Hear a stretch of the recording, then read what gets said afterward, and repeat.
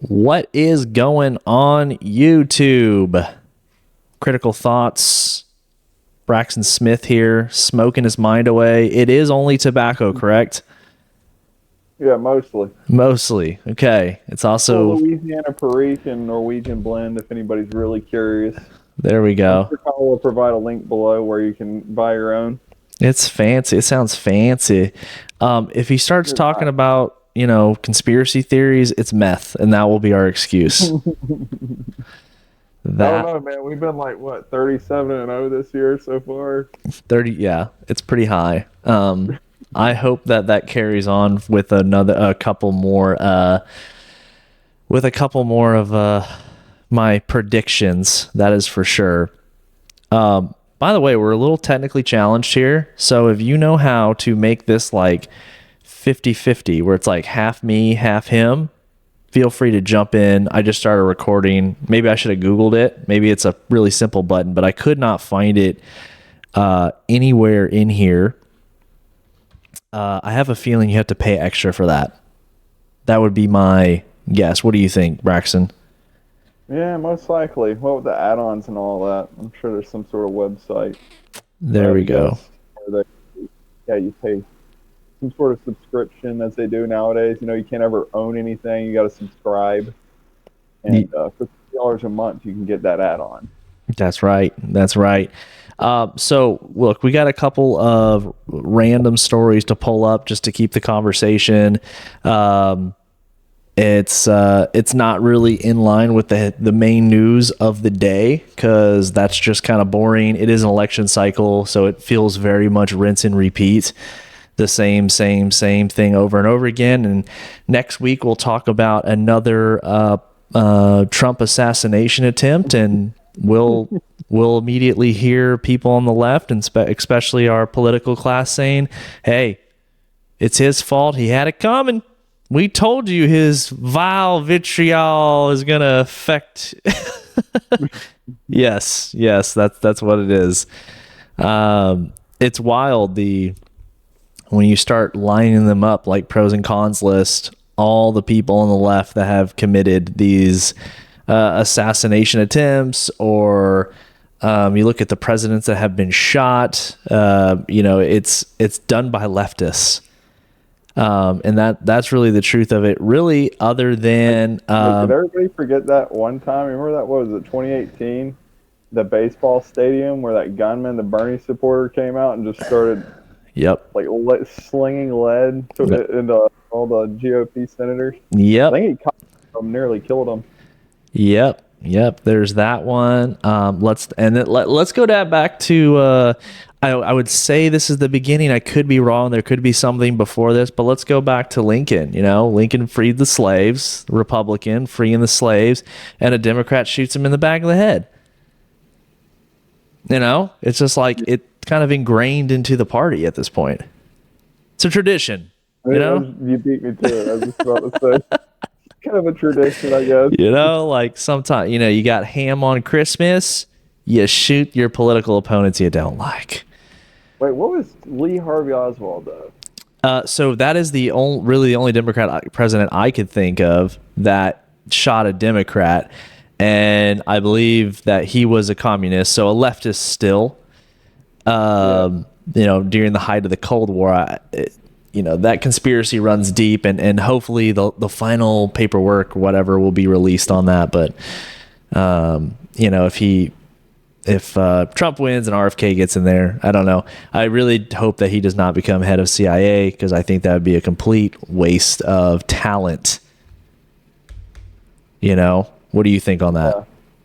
I'm not too savvy with where RFK would be suitable insofar as his talents. So I'd have to take your word for it on that one. Yeah. Okay.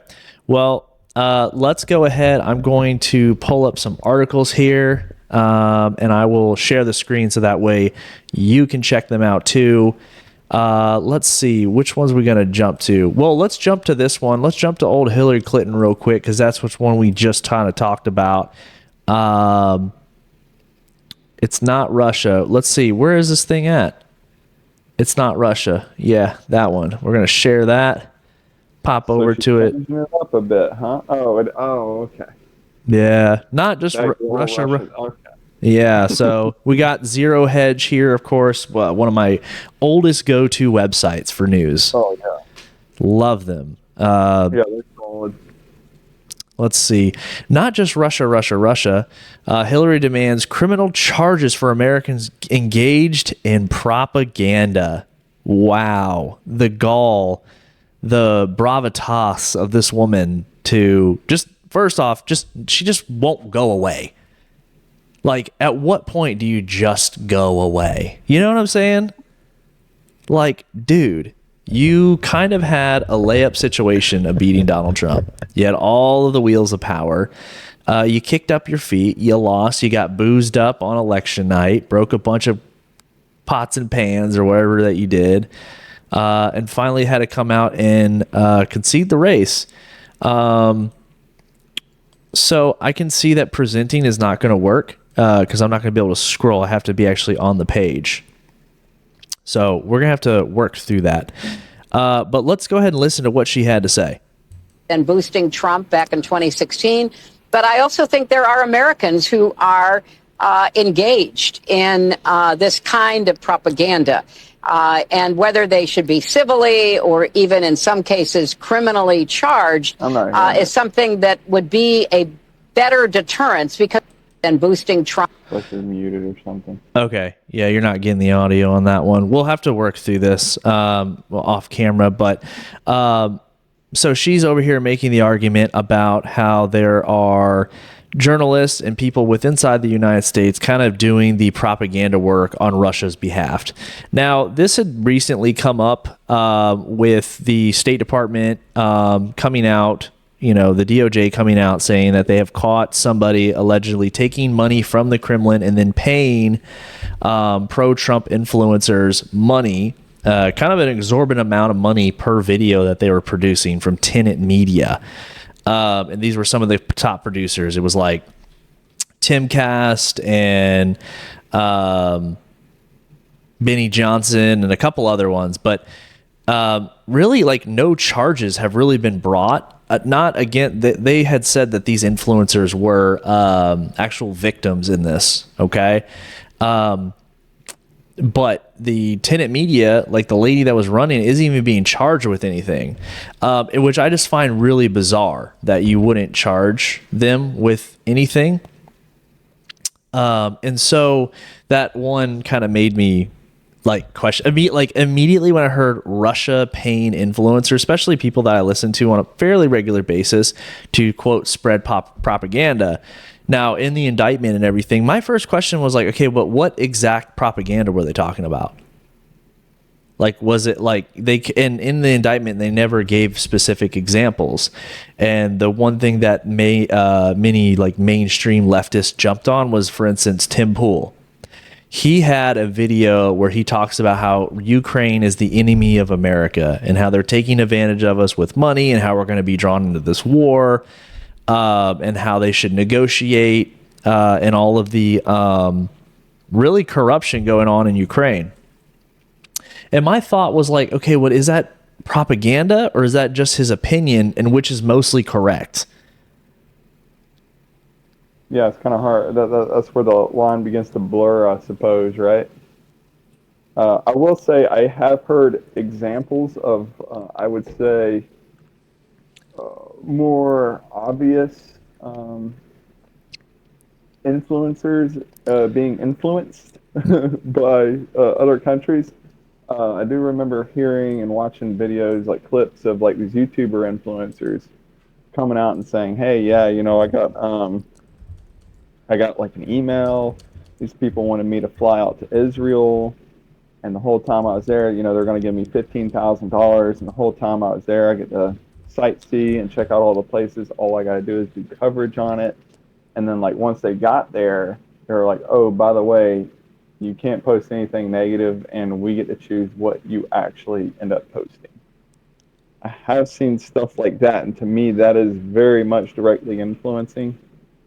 But insofar as like opinions, yeah, with the whole Tim Pool situation, Yeah, I wouldn't know. I think it's kind of up to the people listening, or I think the best, I guess what you would say, litmus test for that, they would be most likely to notice, like, wait, he just went 180 on this out of nowhere. What was that about?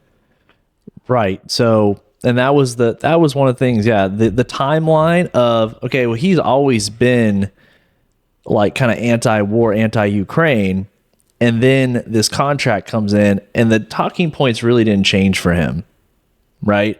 And let's not forget, before this thing kicked off, Ukraine was marked as the most corrupt country in Europe and one of the most corrupt countries in the world. With that being said, again, that's the whole thing. And that's what kind of made me, so there's no real criminal charges against anyone. The lady that's running Tenet Media that was supposedly taking this money is not being charged. There was no specific examples. $10 million. And then for what? These guys were already anti-war. They were already anti-Ukraine war, at least. And so I think that really that whole thing was just to discredit them, which is a form of, and we'll look, give it time. Yeah. Time and light, best disinfectant. In 2 years, we'll be talking, oh yeah, no, that Russian was not, just like Russiagate and, the Mueller investigation and this dossier that Trump was in Russia, in Moscow. He was shitting in the toilet, saying that he's going to drop Obama's and in the toilet, and he had two prostitutes pissing on him, and just like all these like wild ass accusations. And they're like, nope, it's true. It's all true. And then it was like, I actually know this was all made up, and the DNC actually funded it through a third party. And they're like, oh, well, and it took almost 2 years of investigations to get someone to finally admit to that.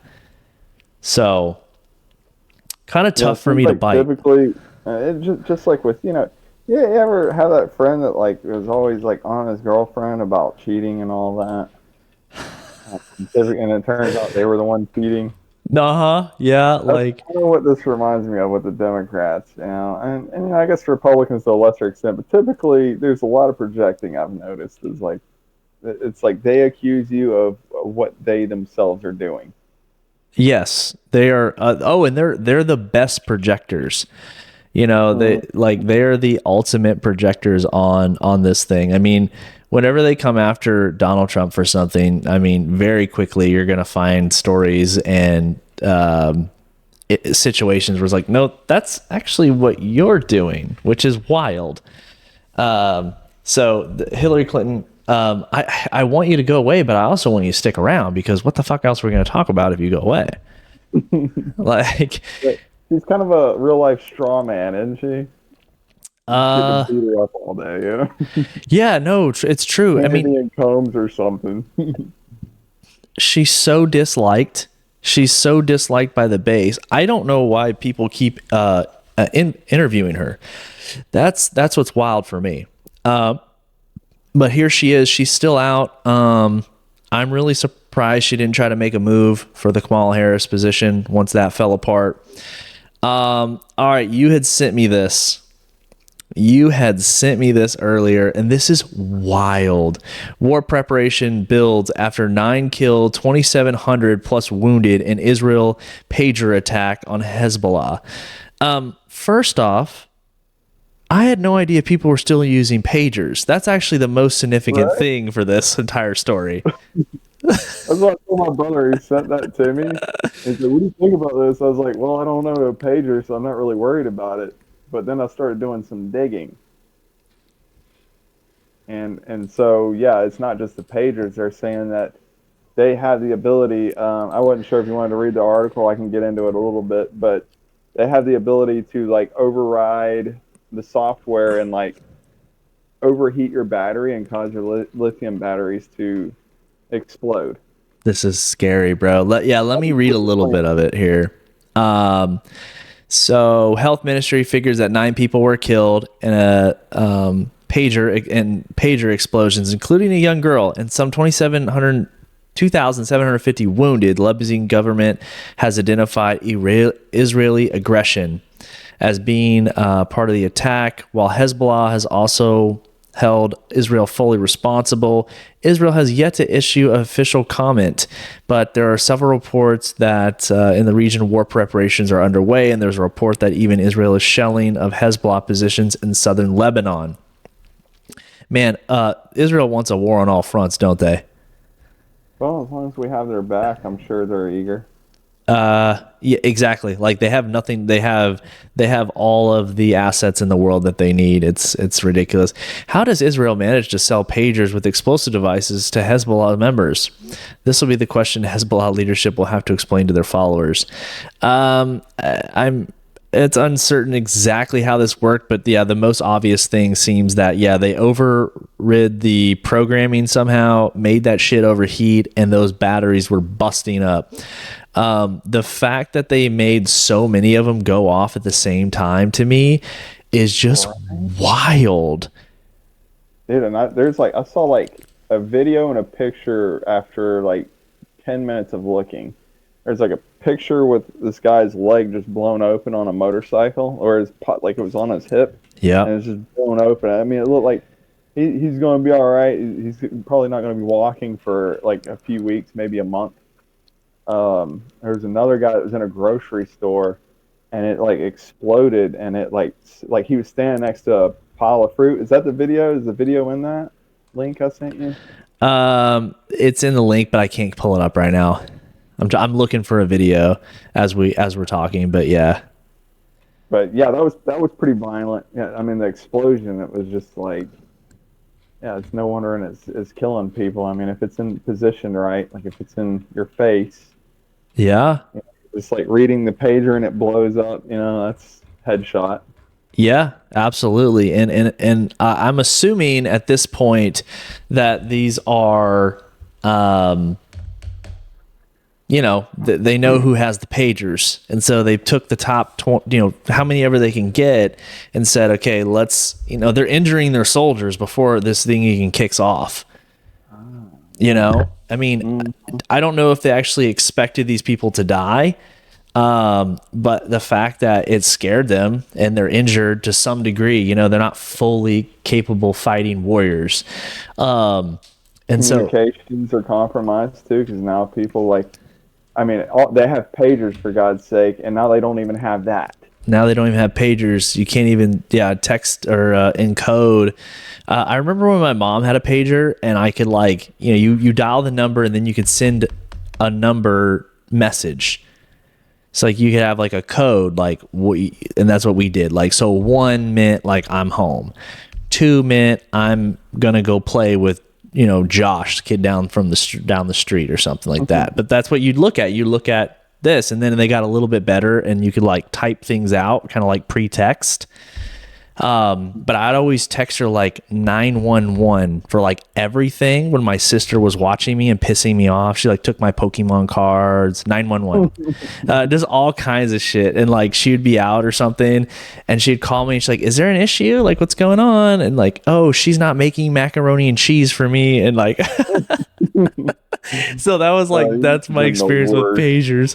These guys are trying to coordinate attacks on Israel, and then the shit's blowing up in their pockets. I'm like, oh my God, dude, this is insane, man. And so they got this with the pagers. I mean, they could do it with your iPhones, right?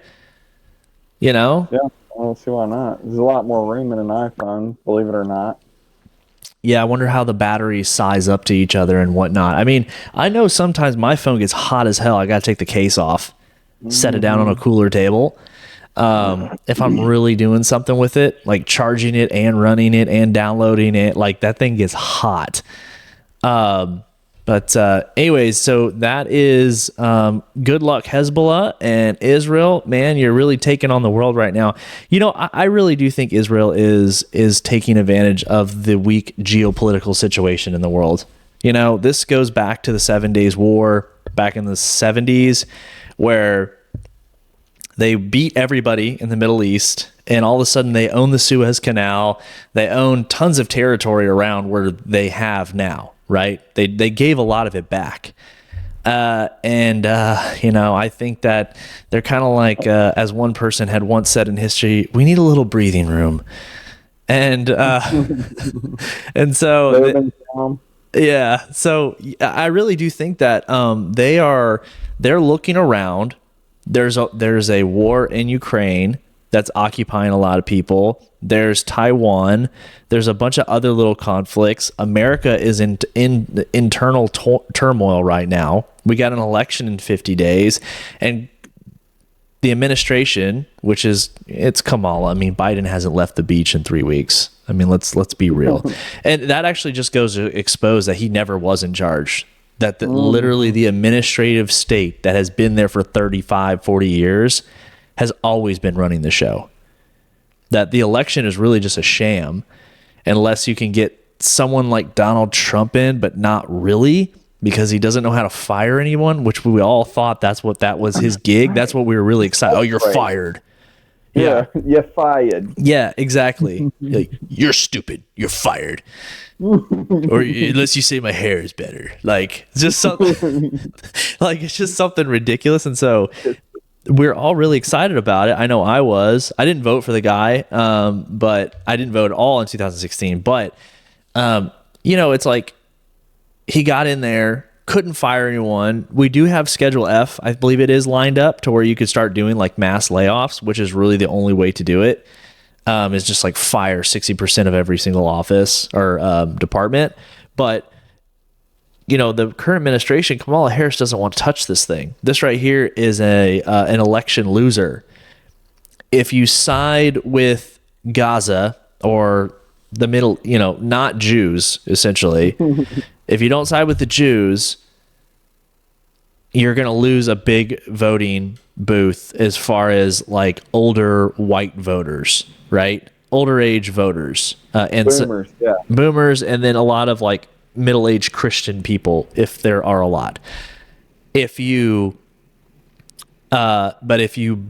go and support Israel in all this, which I don't see a moral ground to support Israel in all this, you're going to piss off millions of young people and Middle Eastern populations in swing states, important states like Michigan and Wisconsin and a little bit in Pennsylvania. But those have really sizable Middle Eastern populations. But really, it's the younger vote that is very pro-Hamas, pro-Gaza. I don't want to conflate, but so either way, it's like, just be silent. And so Israel's taking advantage of like, hey, man, we got until January 20th to do something about this. Yeah. Well, I mean, I think... Trump's already made it clear that, hell, he's even gone as far as to say, toss around the ideas of bringing back, and this is going to sound like hyperbole. I don't have the link right now. It'd take me a minute to find it, but he's even tossed around the idea of bringing back death penalties for anyone critical or anybody that's deemed as like a hate group and anti-Semitic, which we have seen in the past before back in Russia, when Russia was taken over by the Bolshevik Revolution. Yes. It actually started, we're seeing a lot of the conditions unfolding right now in our republic. Yep. That's similar to that. And in the Bolshevik Revolution, once they took control of that country and got the soldiers lined up the way they wanted to and their police state the way they wanted to, they actually did make it a crime punishable by death to call out Jews in any capacity. Yeah. No, absolutely. Yeah. I mean, he says some wild shit. It's like, really, dude? Like, you're going to make that comment about that kind of popped up when all the protests were going on during at colleges. And he was like, we're going to, and it's just like, dude, do you know your base? We're like First Amendment absolutists pretty much. Yes. We love podcasts. Like, why would you say that? And then he had to walk it back, but he didn't really walk it. He's like, we don't really mean it. but if I had to, I could do it. Yeah. Like- Well, I mean, he also said if I wanted to, I could walk up to somebody in broad daylight on national television and blow their brains out, and I'd still win the election tomorrow. So, Very, very bold, sir. Sir, yeah, sit would down. not recommend, but Oh man. Yeah, it's like, hey, that's what the Republican Party has right now, and I look at him as like a big phoenix. Like eventually he's going to burst into flames, and out of the ashes will rise a multitude of very good candidates that will be nothing like George W. Bush and Cheney and Mitt Romney. Gone, dude. Yeah, they're going to have gravitas, they're going to be energy, they're going to be younger, they're going to all these things, but they're not going to have a lot of the whatever you want to call the things that Trump brings also to the table outside of all the positives. So making an election very challenging. Doesn't have to be this hard. Doesn't have to be this hard. Here's what I find interesting too, though, is that the rhetoric has changed, but insofar as policies, for example, like just think back, even to Barack Obama, his stance on gay marriage. Yeah. You remember back in 2008, he's like, marriage is between a man and a woman. Yeah. Oh yeah. And like nowadays, I mean, if you saw the most recent GOP convention, man, it was like that would have been just too extreme for even like the DNC back in like 92, for example. Yeah. Was it 92 or 94? Would have been too extreme even for them. They would have been like, oh, this is getting kind of weird, man.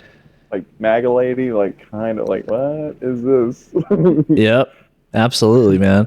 Well, that's the thing too. It's like people, especially I would say younger generation. They're probably only like 5 to 10 years younger than me, but they're like, hey, we want radical change. I'm like, have you not seen the last 30 years? Mm-hmm. Like, how radical do you want it to be? It's a really good question, but it will kind of lead us into our next story here. See, this is cool, man. See, now we're cooking. Now we're cooking. All right, what's the subscription on that app that you just added in? Nothing. This is free. This is free, baby. Oh, thank God. All right. So let's get back to it. We have figured out a few of the settings here. So now this is a much better ratio, and I can share the presentation here, and we can zoom at the same time. So How cool for anybody watching, though, that they're like in the birthing pangs of what will soon be one of the biggest podcasts in the world, KyleCast. Yeah, I know, right? It should be, hopefully it's cool. I mean, I'm really doing this because I enjoy it. And I'm looking just to have better conversations with people and not just consuming content. Yeah. But, labor of love for me too, man. Well, when you're doing this, and that's the real thing. When I'm doing this, I'm having to read a lot deeper into stories. I'm having to articulate my thoughts out loud rather than just be like, oh, that guy's stupid. I don't like me. Oh, you did this one, dude. I remember that you did this like 5 years ago. I've held on to, or no, it had to been way more than 5 years ago. But you did this one time, and I do it all the time in my head when I see something. So I'm like, boo, we don't like you. You're stupid. Ooh, that's dumb. I don't like it. Exactly. And I think about that all the time now when I hear somebody say something so ridiculous. I'm like, in my head, I'm like, boo. Get all like southern hillbilly on them and stuff. I'm like, we don't like your kind. It's like, they don't like, they put mustard on their chili cheese dog or something like that. I'm just vehemently opposed to it. So yeah, actually, it's funny you say that. I had chili dogs tonight. I did not put mustard on it. Dang. Well, see, that's why we're friends. Onions and cheddar. Yeah. That's good, man. That's good. That's a good little easy Tuesday night meal for sure. Mm-hmm. Okay, so we're talking about young kids or younger people wanting drastic change, and it's like, hey man, have you seen the last 30 years? So here's kind of a drastic change that has kind of come around very quickly. So over the last 10 years, now there was cameras on every corner and cameras on every door and cameras everywhere, right? Okay, great. Cameras empower us to a certain degree. Now, Even the doorbells. So actually, so that's the thing I like. I like the cameras on all the doorbells. It makes it harder to commit crimes. I mean, the crime is still, you can still commit it just as easily. This camera doesn't stop anybody. It does deter them, but it's easier to catch them. So they will commit the crime, but it's easier to catch these people. Maybe their face is covered up, but their car is not, or they're around the corner without the mask on or whatever. So that's good. Like, that's kind of empowering people to stop crime, I think. Now, when you capture this or you integrate AI into this, you very quickly, and this is one of my fears about, like a leftist utopia, and I see it going on in Great Britain, and you see it going on a lot in China, where people don't even have credit cards anymore. They just stand there at the register and show a picture of their face, and that's how they pay. You get caught jaywalking, you automatically get a ticket. It's like the AI camera. What's that? Social credit score. Social credit score, exactly. Yes, sir. And that to me is a very scary situation where I would not thrive in a social credit score environment whatsoever. I would have to move to a little cabin like the one that you're, in, I guess. Oh, by the way, you're really selling that to me. It straight up looks like you're in there and just smoking a pipe. That's legit. Okay. From Oregon. Yeah, if you guys want to see what his background looks like, you just go to the last episode we did together, and it's like all the scrap wood and everything that you're like, I'm gonna need that one day. Yeah, I got ripped on pretty hard about that. So not by Kyle, but by all 12 of our viewers. So hey, man, we're happy. They're happy. They're happy.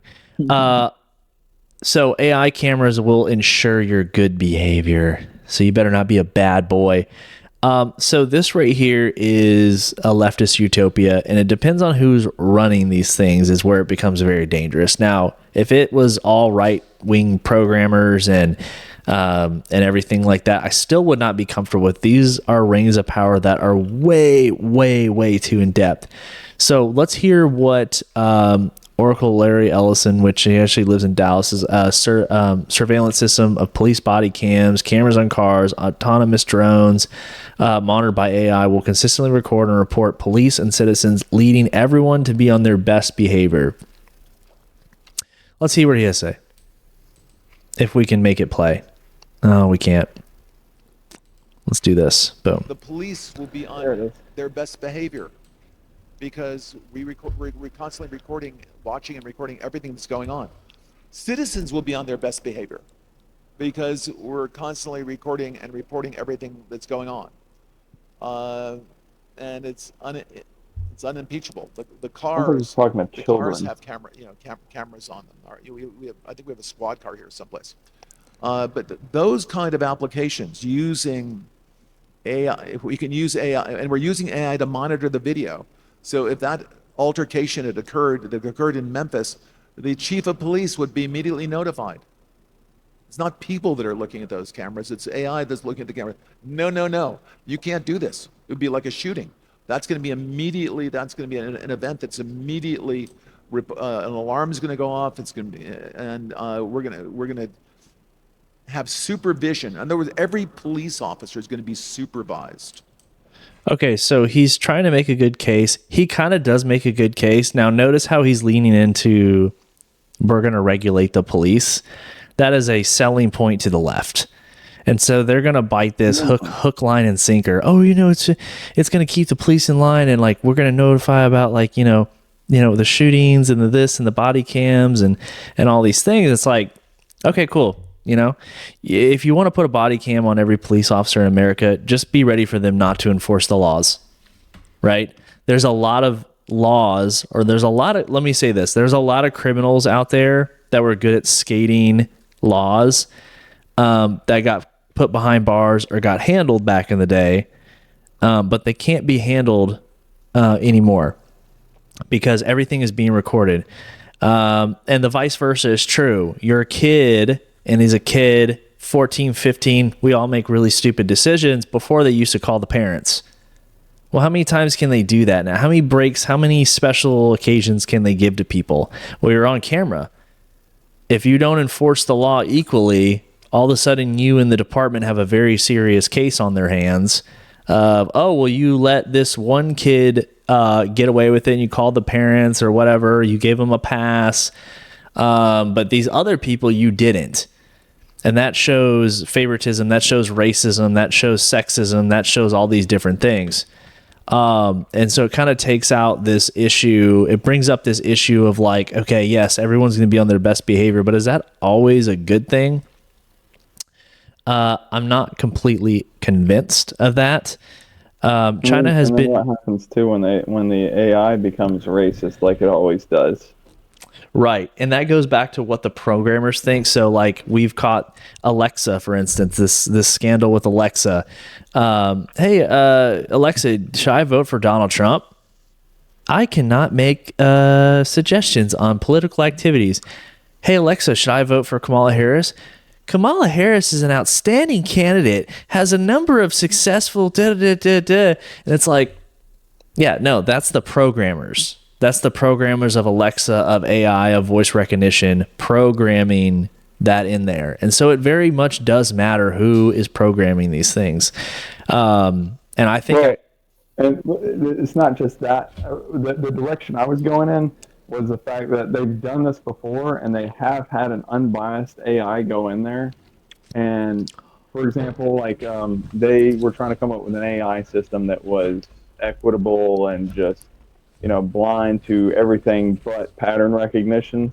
Yeah. And it said, hey, have the AI start making suggestions on like sentencing for judges. And it just blindly started looking at cases. Okay, this guy's a repeat offender. Okay, this guy's violent. Like, okay, we're more and heavier sentences. And then come to find out through the FBI crime statistics, blacks are more inclined to be repeat offenders, to be involved in violent crimes per capita. And the AI didn't know anything about their race, but they insisted that the AI was racist because it was just, taking its data points and spitting it back out. Here you go. Yeah, no, absolutely. And that's going to be an ever-growing issue. China has been using automated systems, including AI, to surveil its citizens for years. In 2022, Reuters reported that the Chinese firm had developed AI software to sort data collected on residents using a network of surveillance cameras deployed across the cities and rural areas, parts of China's Sharp Eyes campaign from 2015 to 2020. This one-person, one-file technology reportedly collects data on individuals, citizens, leading to what the Economic Times called a road to digital totalitarianism. And it's a great name, man, because like if you get out of line with whatever regime is in power, you're screwed. This guy's name's Benji Edwards, but he's probably just Edward Snowden. That's kind of when I saw that name. Could be. This is there's also some video I wish I had. I don't, of people in Britain. They're going around just cutting down these poles. Yeah. You saw that? Yes. It's all over Gab, dude. I love it. Yep. They're just cutting them down and then smashing them and walking away. And no one's really saying anything because, like, dude, you're sending out tons of tickets to people. And I think that, all this is going to be integrated into, like, in for instance, in England, Britain, however you say it, man, you can get arrested for saying the wrong things on social media. So they arrested a 12-year-old for just being at a protest. There you go. There's nothing like arresting a 12-year-old, man. The satisfaction of slapping those small cuffs on. Man, there's a smaller size. Yes, I do. Thank you for asking. Okay, let's go on to another one. We already talked about war preparations here. Of course, that will never stop. Okay, I think we talked about this years ago with the migrant issue when the war in Syria was happening, when different regimes, Russia backing Assad, I believe it was, and we were backing the rebels because we wanted a massive pipeline going through Syria up into Turkey and then eventually through Greece into the EU to destabilize the monopoly that Russia has on the energy market inside of Europe. We had a lot of discussions on that. Well, look, here's the deal. Part of it was like, okay, well, we'll take some of these immigrants. It was a leftist idea of we will take them. They're going to be great. They're going to integrate. It's all going to be fine. Sweden is finding out the harder way, especially the women that are getting raped massively, that this is not a good idea. And so now Sweden is paying $34,000 to immigrants to make them go away. Let's go ahead and get this up. Let's zoom in a little bit too. Here we go. The tide is turning, folks. Europeans have had enough of the migrant tsunami and are demanding their countries back. It turns out diversity wasn't our strength after all. It was the world's downfall. And Sweden is a tragic example of this failed left-wing experiment. Years after importing a flood of foreign migrants, Sweden can now claim the title of rape capital of the world. Oh, sweet, sweet Sweden. They used to be these, and the story of the Vikings is so it's out of whack with all the Netflix series of what these people really were. But, they didn't exactly do a good job of record keeping. It was just the English that were, attacked by them or left to write the history about them. That's right. That's right. So, but man, they really fucked up with that, man. Sweden has recently become the rape capital of the world. The capital of recently, that actually was back when I first started asking questions back in 2017, why Sweden was committing suicide. And then I started asking why a lot of these countries were committing suicide. 2017, Sweden was the rape capital of Europe. And I think when they say the world, the world, they mean the first world. I've looked that up, and I think it's like one in every 10 women get raped there at some point in their lives. Oh, the first world? You mean the only part of the world that matters? Yeah. You got to I don't know, just south of the border with the the Coyotes, and it's like 1 out of every 10 women haven't been raped coming across the border. Yeah, it's pretty wild down there too. It's really sad, and really the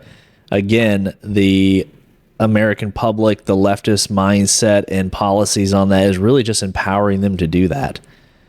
We had Remain in Mexico. We had a very stringent policy of not giving illegal aliens or even political refugees, as they claiming asylum. We had a very strict policy of not giving them anything, and they stopped coming because they're like, well, fuck, there's nothing here.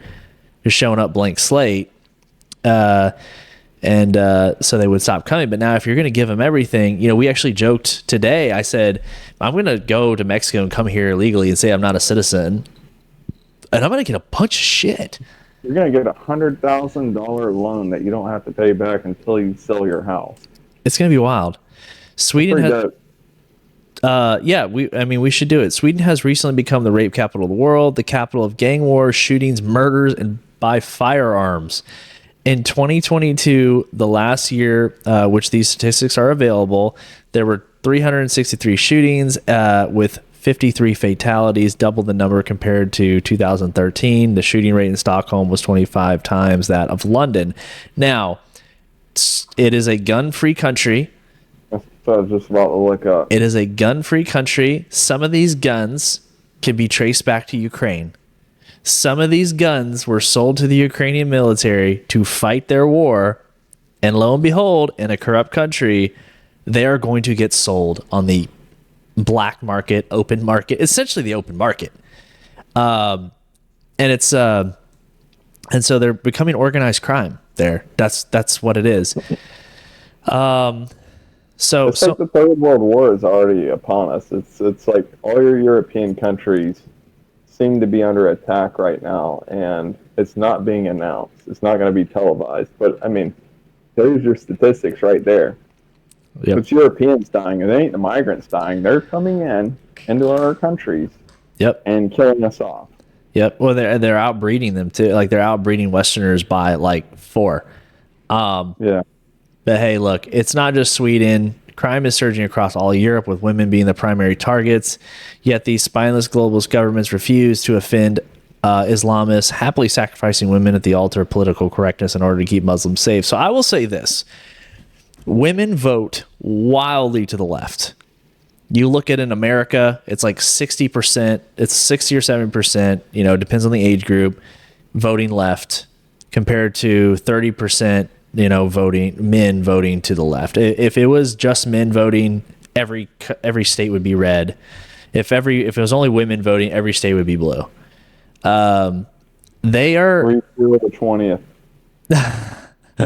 Yeah. So here's the deal. They're voting for this. Now, I'm not going to go as far as, oh, well, you have it coming, right? Because that's not correct. But I will say it's like if you're voting constantly for more migration, if you're voting for no background checks, if you're voting for open borders, if you're voting for releasing repeat offenders, and these guys are fucking you up, stealing your shit, raping you, taking advantage of you, you and your kids are in fear for your life, it's because of the way you're voting, mostly. Mostly it's because of the way you're voting. And there's never been, now we're talking about Sweden here, but let's go back to America because we care about America here. Fuck your other country. This is America first around here. But let's go back to America. You look at the border situation. 2020, I mean, the crossings were much lower than they were today, right? And it's because we had it wasn't perfect. There was huge problems still with the border, but they could have continued to get better. Almost day one, besides cutting the Keystone Pipeline, which cost a bunch of union pipe fitters their jobs up north, Joe Biden replaces or cancels the Trump border policies, right? And now, you know, kind of before he kicked the bucket, more or less, they were talking about, well, we might have to, you know, reinstate those policies because fuck, this is a disaster. Yeah, no shit, right? And now what do they want to do? They want to traffic these people from the border in the middle of the night to red states to hopefully swing the electoral college in the future. That's why it's so important to get them out of here. So much for protecting women, right? It's as if they're being told to lay down and take whatever abusive immigrants throw at them. Don't just want to make waves and look racist, ladies. Thank you for twisted left-wing mindset is falling apart, and many Europeans are fighting back by kicking their refugee-welcomed globalist government to the curb and electing right-wing leaders who promise to make their country great again. It's happening in Sweden, where they're now paying migrants up to $34,000 to leave. I don't know what the conversion is if you're from Syria and you get 34,000 euros. Or maybe they probably use something else. I think in Sweden when I was traveling, they used the kron or something like that. It says kroner. Yeah. So they didn't use the euro, but damn, that's a lot of money to say, please leave. I hate you. It's pretty wild. I mean, $34,000 is like over in Ukraine anyways. I had some buddies that were deployed over there, and they said that 34,000 would be like your annual salary for like your upper middle class there. Be like middle to upper middle. Okay, so it's like it's like 100,000, 125,000 for us. It'd be about that buying power for us, yeah. Okay, yeah. I mean that if you're from Haiti or Uganda.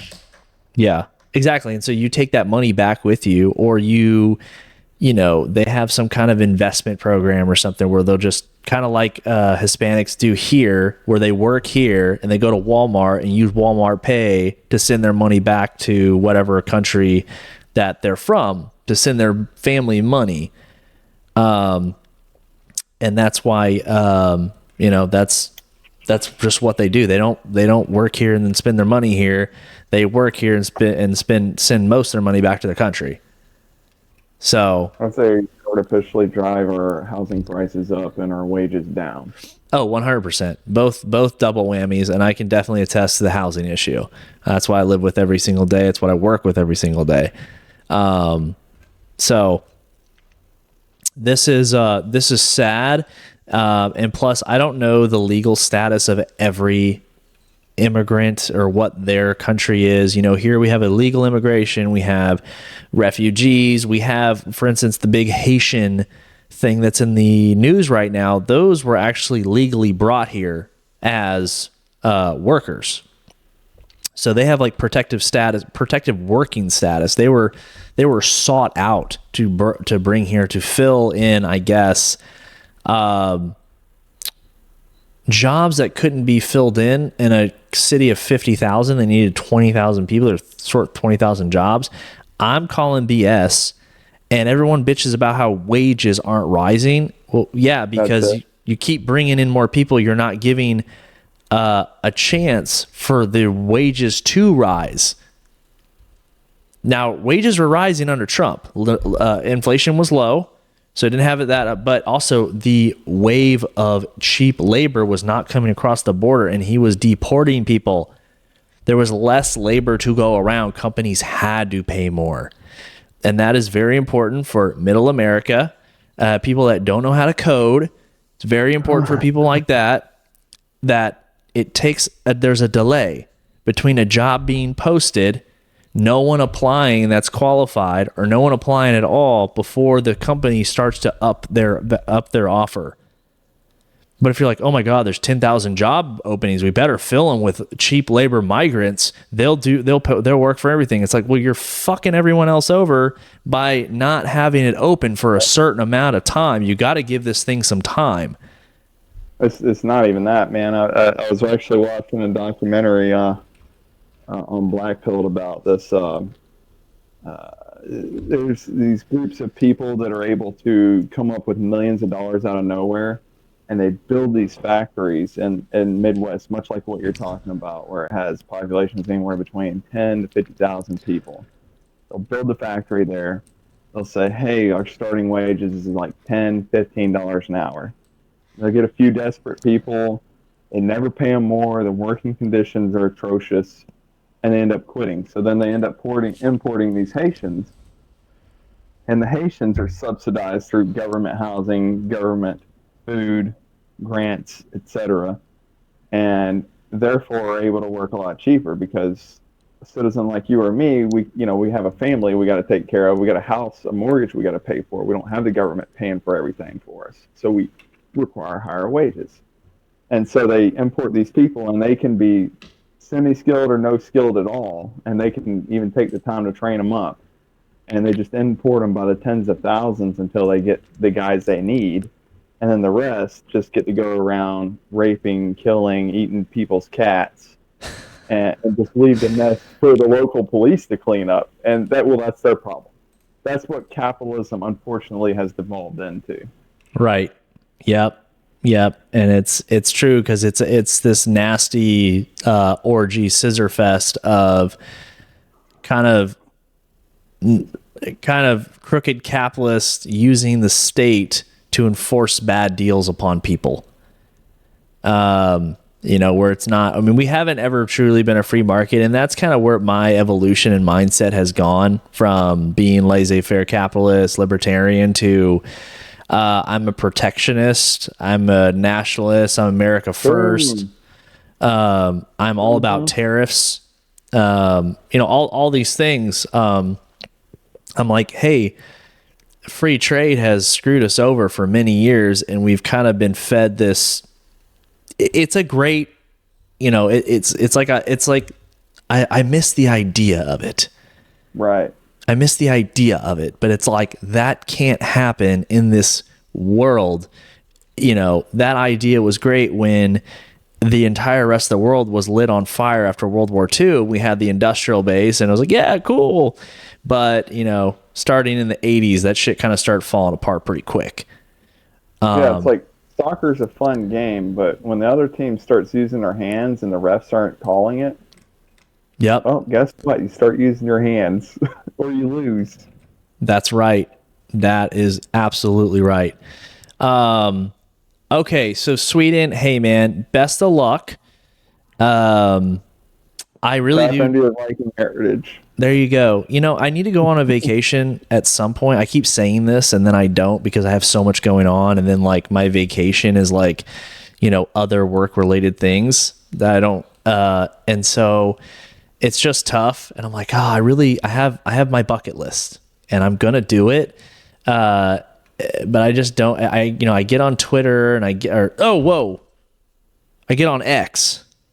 Didn't even occur to me. I was like, what happened? What? Oh, yeah, that's right. As it were. I get on X. And I get blackpilled. I get very, I'm sure a lot of other people do too, but they're like, oh, there's just no hope.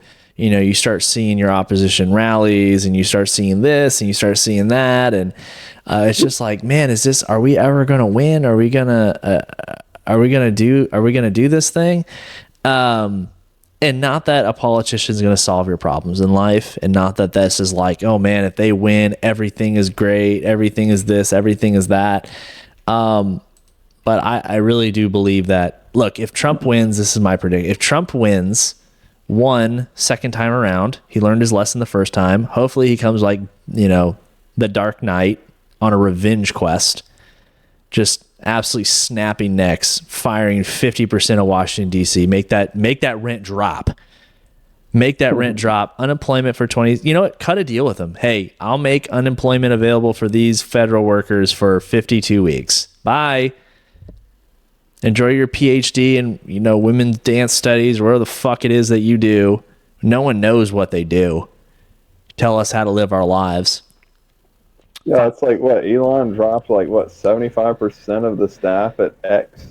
Yeah, and it's only gotten better. It's only gotten better. It's only started to produce more money. We've all seen the videos of the chick that's like, "This is my typical day at the time Twitter or like wherever Apple." And she like goes through and she's like making herself breakfast at the company breakfast bar, and then goes like the meditation chamber and then yoga class. And I'm just like, where's the part where she does work? Yeah. You seen those? Have you? Oh yeah. Oh no, absolutely. Yeah, they'll take, you know, they'll work for 45 minutes for the day. They're like, oh, my stress, my this, my that.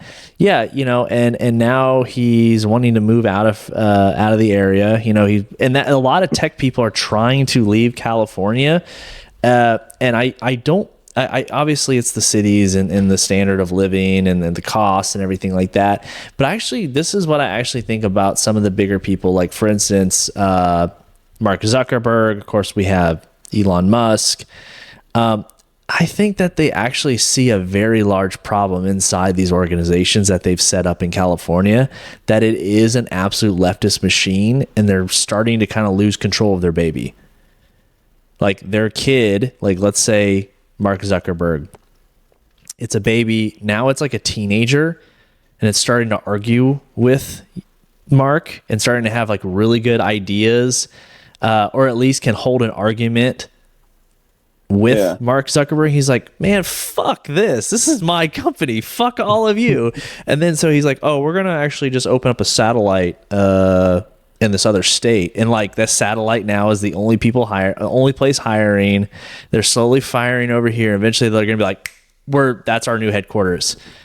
Right. And all you guys can come and reapply or whatever the fuck you want to do. But I actually think that he is, at least at the bare minimum, cautious of what might happen if Donald Trump wins and the right kind of takes over. Because, you know, his latest statements of like, oh, that's the most badass thing I've ever seen. I love Donald Trump.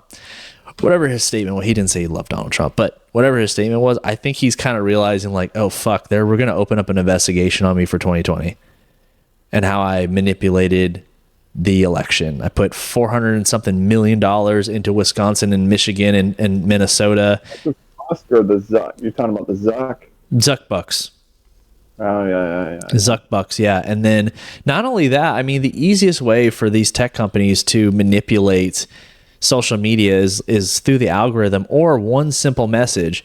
You send 100% of likely Democrat voters, did you vote today? Are you going to go vote? Something like that. And you only send 60% of possible Republicans. You just swayed the election. They are in everyone's hand. You just swayed the election by one simple message. I really do believe that, and there's plenty of evidence to show that Facebook has done that, Google has done that. It's on Instagram, which is Meta. I really do believe that they're slow. They could easily be verified as cheating or giving like-kind contributions, unpaid contributions to candidates, which could cost them billions of dollars that they would have to pay in fines to the DOJ. And so I'd have to imagine that has way more impact than whatever the hell Hillary Clinton's going on about, like paid influencers and all that. Oh, absolutely. Yeah. Talk about propaganda. Yes. Again, I have yet to see a specific, like the whole, remember Donald Trump, 2016, he's a Russian bot. And they're going to say caviar, and he's going to start talking fucking Russian, doing the hat dance and stuff. And then they're like, well, they manipulated on social media. Like, okay, well, what? And then like 2 years later, you had a couple people come out, well, like, do you see this Instagram account? This is a Russian bot. And it was like, okay, it has 200 followers and like 14 likes on the 7 posts. Like, and it was so vague, and like they had a Senate hearing on it, or as a House hearing on it, actually less important. And it was like, okay, cool. Thanks for stopping by. And all the Democrats, this is a serious situation. It's like, dude, no, that's not what happened. You just got caught with your pants down. All right. Last, but certainly not least, let's go to the article about scientists just figured out how many chemicals enter your body from food packaging. We're getting this from the Washington Post. I have not read this, and so we're going to kind of breeze through it together. Of course. Oh, shoot. I don't have a subscription. They're going to make you pay. Oh, no, they're not. That's cool. Okay, cool. This right here is Critical Thoughts, Braxton Smith's favorite topic. What the F is going in my body? You have enlightened me, sir. You have enlightened me. You have introduced me to glassware. You've introduced me to filtered water. You have introduced me to organic food purchases. Which, by the way, I went grocery shopping late last night. I always go to the discounted meats immediately. That's the first thing I do. And then I go to the rest of the store because I got to find out what meats I'm going to cook, what I got to get, right? There was ground, like the top shelf organic ground beef, 50% off. And you could tell it only had 2 days left, maybe. Man, I scooped that up. I cooked it that night. And it is... or freeze it. Yeah, I don't like freezing old meat, though. It's a little risky, in my opinion. There's probably nothing wrong with it, but I'm like, I needed to cook something. And so what I did, I got potatoes, just made mashed potatoes, and I cooked the ground beef, and I put some taco sauce and some peppers in it, onion, and it's like banger mash pretty much. Like, it's like wait, hold on. What is it called? Not a pot pie. Cottage pie. Yeah, something like that. I mean, if you're technical, but people call it shepherd's pie. Shepherd's pie, yeah. Shepherd's if it's sheep, it's cottage pie if it's beef. Cottage pie. Well, folks, you heard it here, first and foremost. Okay, by the way, this right here, this is how they wrapped all of their... Oh, I was about to say, this is how they wrapped everything in Japan. That's exactly, you can see the yin. That's so funny. I was just about to say, everything is like wrapped in plastic and stuff in Japan, especially like the fruits and vegetables. Okay. As if the soy wasn't already getting the men's estrogen count up high enough, The soy. Yeah. Now, where was it? Where was it that they're boiling down plastics? Italy. Yeah. To get that estrogen, it's the trans in Italy. They need to become women to be prostitutes for all the tourists. I made that up. I don't know if that's true. That sounds legit. Well, that's what it's like in Thailand, right? I mean, yeah, that's what I've heard. So, but yeah, they're boiling plastic bags down to get the estrogen out so they can continue to, go through their change. And before all the Poindexters, yes, we mean estrogen mimickers. There you go. They will be like, Actually. Yeah. Yeah, and then they like tuck their dick like in between their legs. They're like, actually, this is how you do it. Okay. All right. Shrink wrap sealed around a piece of raw meat. Takeout containers filled with restaurant leftovers. Plastic bottles filled with soft drink.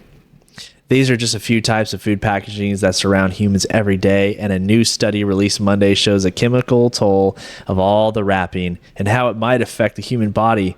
Researchers from Switzerland, dude, this is legit, and other countries discovered. Legit. Yeah, it's got to be legit. If I ever need to launder money, that's where I'm going, brother. If I ever hit it big and start taking the place to do it, right through Bitcoin. That's right. When I start getting that Russian money from my podcast. I'm not sending signals out or anything. From Switzerland, other countries discovered that roughly 14,000 known chemicals in food packaging, 3,601, or about 25%, have been found in human bodies, whether in samples of blood, hair, or breast milk. These chemicals include metals, violent organic compounds. I'm going to try to pronounce some of this, but this is going to be awful.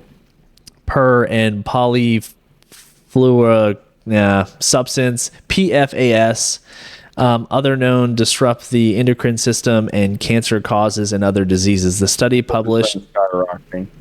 What's that? Cancer rates. I mean, for many reasons, this is just one of them. It's almost like somebody's trying to inflict cancer on us with all the. The new radio waves they're putting in through the 5G and the plastics and all that.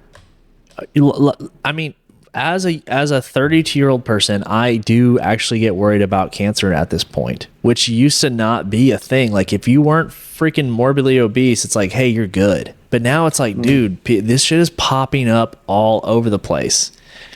The study published in the journal Exposed Science and Environmental Epidemiology didn't directly examine the link of these illnesses, but the research shows that their inventory of chemicals can help future researchers into health risks. There are known hazards with these chemicals that are known to be linked with adverse human health outcomes. So that's pretty obvious. Scientists know this for many years, that chemicals can spill out of food package into food itself. How many chemicals and at what quantities depend on the type of packaging and the type of food. So right there, at what quantities, people will say like, oh, a glass of wine a day is like good for you. I don't buy that shit. Like, if it's bad for you in a lot, I think it's bad for you at all. So like the thing of, like, at what quantities are the plastics getting into your food, or at what quantities are the chemicals in the water getting into your body? It's like, dude, I'm eating this shit every day. I'm drinking it every day. Just because you say the load of it every day is so low it won't affect me, I just don't believe that. We're wrapping up soon. Yeah, I think everything in moderation. I mean, like wine, I could see that as maybe having some health benefits. I mean, for example, beer. I can't really speak for wine because I haven't researched it too much, but like say with like blood pressure or something, like if it makes you feel good and relaxes you. Yeah, gets your blood pressure down, gets you in the right set of mind. As long as you're doing it in moderation. Hell, I mean, even Jesus had a glass of wine, Right. But beer, I mean, full of electrolytes. As long as you're not slamming them back. Yeah, I mean, full of electrolytes. Yeah, actually, I took a health class. We were given like a health class for like all your, it's like your spec ops, spec war guys got to take these like classes and go through like physical therapy and all that. And first thing they go for, which a lot of doctors really need to start doing this instead of dealing drugs like they normally do. Is ask about the diet. Like, what are you eating? What are you drinking? And they actually go through all the things that, like, whenever you go to hydrate, you're working out, you're pushing out a lot of sweat. You can't just drink water. That's how you get rabbed out. Or electrolyte imbalances in your brain and get foggy brain. You got to have electrolytes, and one of the ways they recommend is a beer, a glass of milk, Gatorade. If you want to be lame.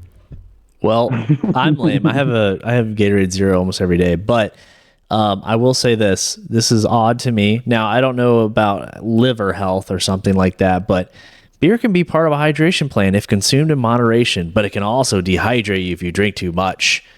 Gallo, who is a resident hydration expert in the UK bottled water brand Aquapura, if a small amount is consumed as part of your daily fluid intake alongside non-alcoholic drinks such as water, beer can be part of your plan. Okay, that's cool. Let's go ahead and get back to this. Yes. So we recalled a recent flight where I was given a tiny container of salad dressing. They served the salad with a 15 milliliter plastic bottle of water with olive oil and vinegar.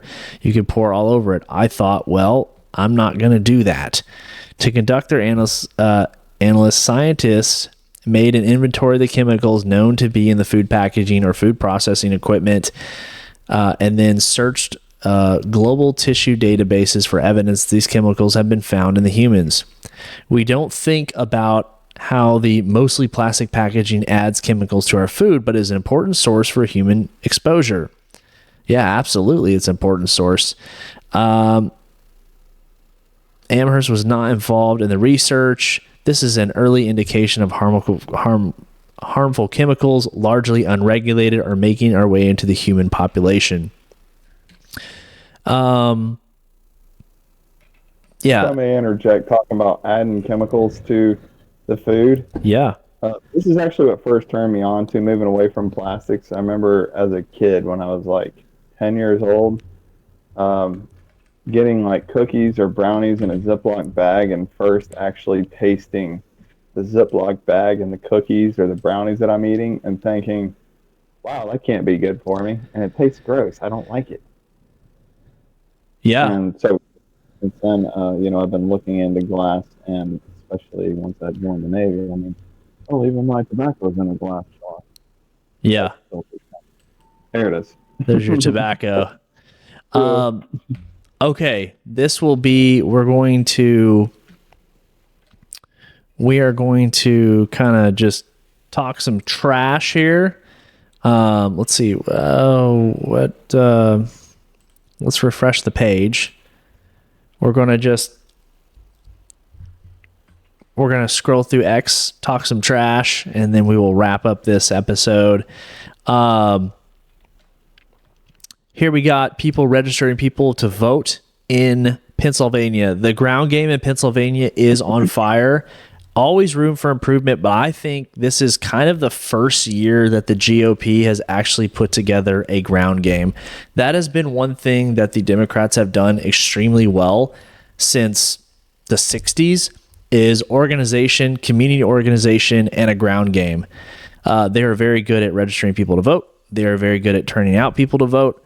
They are very good at arguing for where the polling spot should be, all these things. Since 2020, I think it woke up a lot of people about how dishonest, or, when you go to play a board game, when we would play board games together, obviously there are the rules, but there are also guidelines and generally accepted practices that everyone should be following, right? And if I continue to play a game with you, never really breaking the rules, but for instance, not playing in a good spirit, you would stop wanting to play with me, right? You would stop wanting to call me up. Hey man, let's hang out. Like if I was always doing these things. And so that's kind of what our election has become, where it's like, dude, this is not about let's have an open, honest discourse. We'll talk about the merits and let the best candidate win. Obviously, that's been dead for some time. Everyone knows that. But now it's like, okay, cool. Well, let's see, let's just do our debates. Let's have this, let's have that, have our rallies, and then we'll all show up on election day and we'll vote. And then that'll be that. Well, no, we're not going to do that either. We're going to have a month of early voting. And then we're also going to do mail-in ballots. We have tons of mail-in ballots. The mail-in ballots, I think, present the biggest issue to the election and election integrity. And I'm not talking about stolen ballot. I'm not talking about fake ballots being printed off and put in there. And I'm talking about something that a lot of people aren't talking about, which is voting pressure or peer pressure with your mail-in ballots. If you get a household full of, let's say it's 4 or 5 people, right? Everyone gets a mail-in ballot in some of these states, or they can be requested.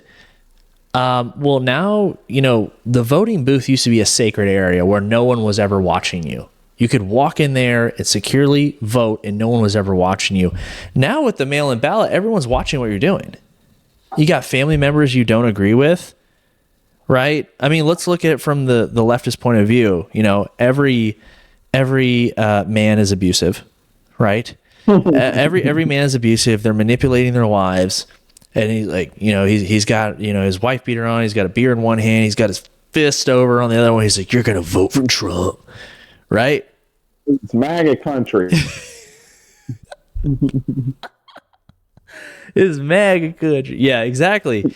And now there's nothing to do because she is being physically forced to vote for Trump. And that's the only reason women vote for Trump, by the way. They're being abused into the situation. So, or this is actually what I'm talking about. So, okay, let's say I got people in my family that don't agree with my viewpoints, but they're kind of indifferent on voting. They were never going to vote unless they got a ballot mailed to them and they could put it right back in the mail. I don't think those people should be voting if they weren't going to go to the poll in the first place. I'm not saying I don't want them to have access to go to the polls. I'm not saying I don't want them to vote. I'm saying that you're making them make a decision on things that they don't care about or are uneducated about, right? So there's one thing. Here's really the biggest issue and Democrats have a great ground game, and they really need to be careful because Republicans can very quickly in the next couple election cycles have a massive ground game. And if they do, that will properly reflect the mindset and electoral landscape of America, which is like a 65% right-wing conservative view country compared to the leftist ideology of where it is at today. These mail-in ballots get mailed out. The county parties know when they're going to get mailed out. They send their block walkers out where it's legal and sometimes where it's illegal. They knock on the door. Hey, Mr. Smith, we know that we mailed out our ballots. Did you happen to get it in the mail? Oh, okay, you did. Great, man. That's great. Did you put it back in the mail? Did you fill it out? No, I'm going to get to it, or I haven't really decided if I'm even going to go vote. Well, why don't we just do it right now? I'll help you fill it out. So make sure that it's, filled out right. You sign it, and hell, I can take it for you. You didn't even got to walk back to your mailbox. I'm a voter registrar. I'm allowed to do that. I'm appointed by the state to do that. Oh, okay. No. I'm like, no. Come on. We'll just do it right now. Like, just go ahead and grab it. It'll take 5 minutes. It won't even take 5 minutes. Pressuring people to do it, right? When you get mailed a ballot in the state of Texas, if you request one, which you have to request one, if you wanted to vote in person, you'd have to bring it with you to turn it in to get a ballot right then. You can always do a provisional.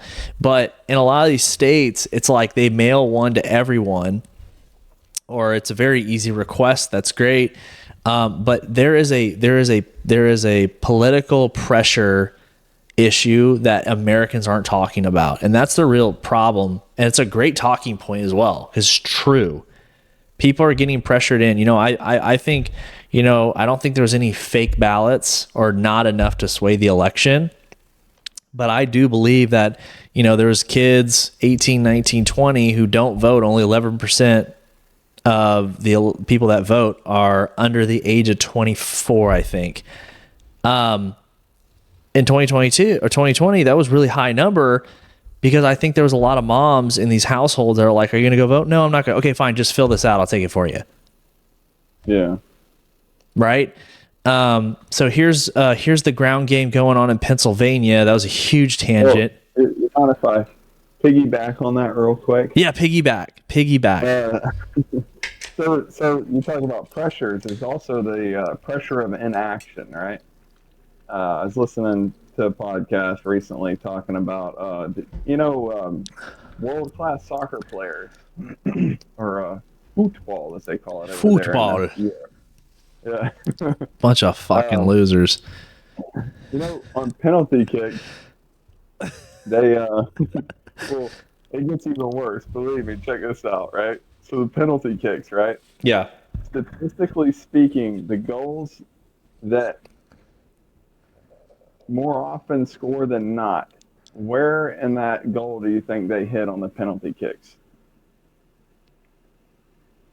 Like if you're doing a penalty kick, Probably probably most likely to score. if you're on the side.